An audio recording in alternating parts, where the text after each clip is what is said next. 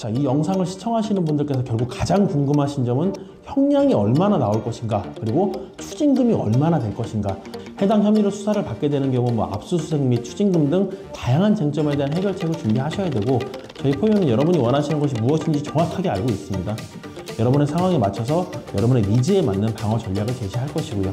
저희는 언제든지 여러분들 도와드릴 준비가 되어 있으니까요. 도움 필요하시다면 망설이지 마시고 지금 즉시 포유 법률사무소로 연락 주시기 바랍니다. 안녕하세요. 성범죄 전문 포유 법률사무소입니다.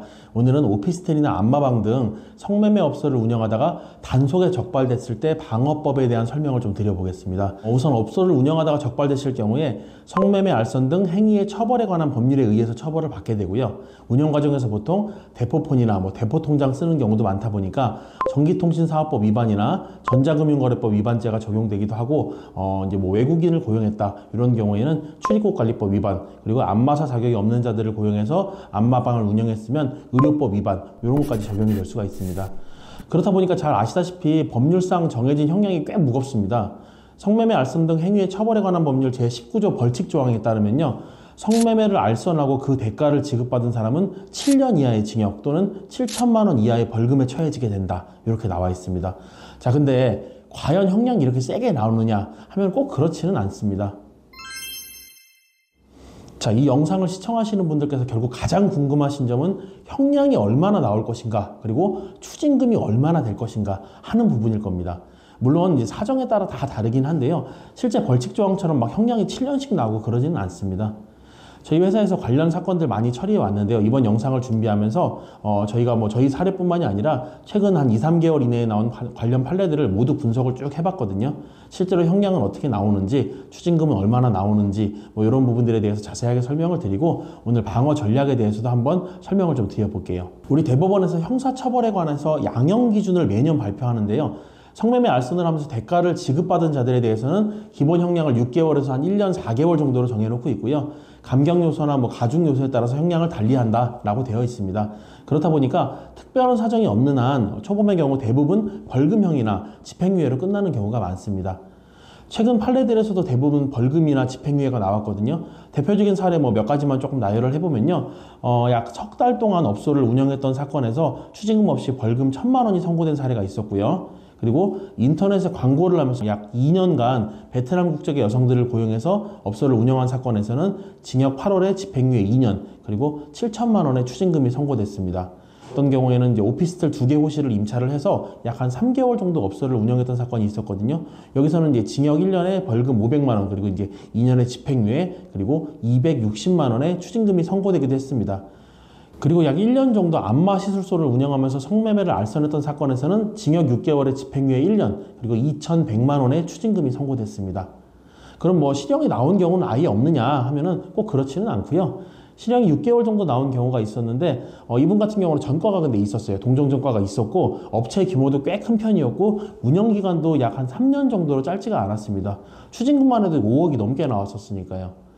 자, 저희를 찾아오시는 의뢰인분들도 대부분 이제 판례라든가 이런 상황들을 대충이라도 알고 오시기 때문에 실제로는 처벌 수위보다 이제 추징금을 줄이는 방법에 대해서 많이 물어보십니다. 몰수나 추징은 성매매, 알선 등 행위의 처벌에 관한 법률 제25조에 근거해서 이루어지는데요. 우리 법에 뭐라고 나오냐면 그 범죄로 인해서 얻은 금품이나 그 밖의 재산은 몰수하고, 몰수할 수 없는 경우에는 그 가액을 추징한다라고 되어 있습니다. 사실 성매매의 경우 이제 현금 거래가 이루어지는 경우가 많기 때문에 몰수는 쉽지가 않고, 수사기관에서 이제 업체를 운영한 기간 동안 얻었던 경제적 이익을 대략적으로 추정을 해서 그 금액에 대한 추징이 들어오게 됩니다. 그 부분을 어떻게 줄일 수 있는지 지금부터 알려드릴게요. 자, 성매매는 미수범을 처벌할 수 없다 보니까 수사기관에서 압수수색까지 들어왔다는 것은 어느 정도 수사기관이 이제 업체 운영에 대한 정보를 상당 부분 알고 있다고 봐야 됩니다. 이 상태에서 아예 혐의 자체를 부인한다? 이러면은 가중처벌받기 딱 좋아지는 것이고요. 수사기관이 증거를 어디까지 확보하고 있는지에 따라서 어느 정도 혐의를 인정을 하면서 상황에 맞게 방어 전략을 짜셔야 됩니다. 만약에 수사기관에서 현장 압수수색을 통해서 장부 같은 것이 확보됐다라고 하면은 장부에 있는 고객 명단을 딱 보고요. 성매수자들을 소환해서 추가적인 조사를 하면서 한 번에 얼마를 주고 성매매가 이루어졌는지, 그리고 횟수는 어느 정도 됐는지, 언제부터 언제까지 영업을 했는지, 이런 부분들을 파악을 해 나가면서 범죄 수익을 하나하나 이제 파악해 나갑니다. 예를 들어서 6개월 동안 업체를 운영했는데 뭐 하루에 5건의 성매매가 있었고 회당 10만 원 정도였다. 뭐 이러면 하루에 50만 원씩 한 달에 30일 기준으로 해서 1,500만 원. 그리고 6개월이면 뭐 9천만 원. 이런 식의 계산이 나오겠죠. 자, 판례 소개해드리면서 뭐 5억 정도 추징금 나온 사건이 있었다고 말씀드렸잖아요. 그 사건의 경우를 보면은 2019년 8월 21일부터 2020년 7월 9일까지 619일간 하루 수익금 30만 원, 그리고 2020년 7월 10일부터 2022년 3월 10일까지 314일간 하루 수익금 120만 원. 이런 식으로 해서 총 5억 6,250만 원의 추징금이 선고됐었습니다.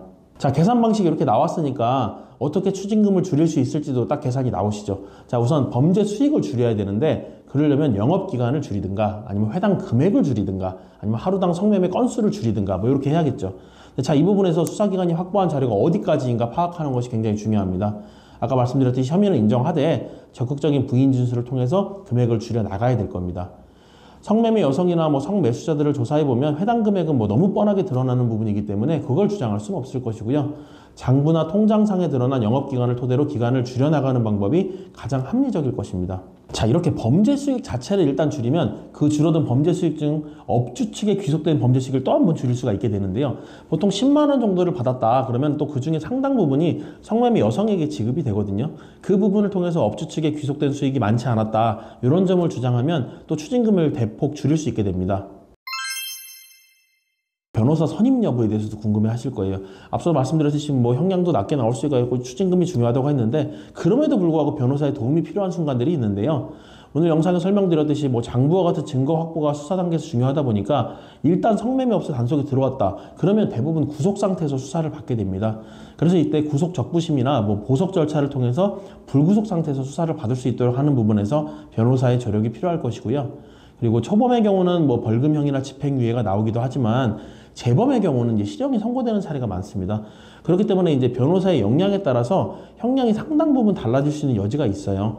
그래서 해당 사건의 경험이 많은 변호사를 선임하셔서 대응을 해 나가시는 편이 좋습니다. 오늘 영상을 통해 성매매 알선 업체 단속 시의 방어 방법에 대해서 조금 알아봤는데요. 물론 여러분이 놓인 상황이나 이제 사실관계들이 다 다르고 방어에 필요한 증거 자료들도 모두 다르기 때문에 상황에 맞춰서 어떤 선택을 해야 될지 뭐 저희도 구체적인 내용을 알아야 자세한 상담을 해드릴 수가 있습니다. 해당 혐의로 수사를 받게 되는 경우 뭐 압수수색 및 추징금 등 다양한 쟁점에 대한 해결책을 준비하셔야 되고 특히 추징금을 줄이기 위해서는 증거관계를 어디까지 인정할 것인지에 대한 부분 굉장히 중요합니다. 뭐 저희가 이 짧은 영상에서 모든 내용을 다 설명을 드릴 수는 없겠지만 저희 포유는 여러분이 원하시는 것이 무엇인지 정확하게 알고 있습니다. 여러분의 상황에 맞춰서 여러분의 니즈에 맞는 방어 전략을 제시할 것이고요. 이제까지 처리한 숱한 사건들에서 의뢰인분들께 저희가 만족한 결과를 만들어 드려왔습니다. 저희는 언제든지 여러분들 도와드릴 준비가 되어 있으니까요. 도움 필요하시다면 망설이지 마시고 지금 즉시 포유 법률사무소로 연락 주시기 바랍니다. 감사합니다.